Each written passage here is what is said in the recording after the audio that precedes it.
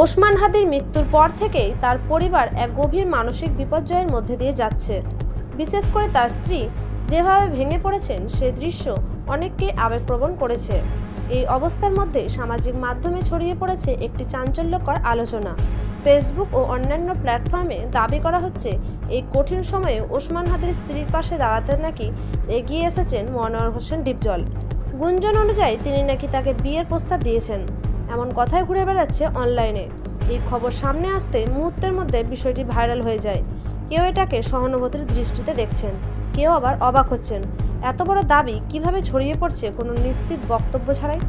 অনেকেই প্রশ্ন তুলছেন, আসলে এই খবরের উৎস কোথায় আর কেন এমন স্পর্শকাতর বিষয় নিয়ে হঠাৎ এত আলোচনা। এদিকে এই বিষয়ে এখনও পর্যন্ত মনোয়ার হোসেন ডিপজল বা ওসমান হাদির পরিবারের পক্ষ থেকে প্রকাশ্য কোনো মন্তব্য আসেনি।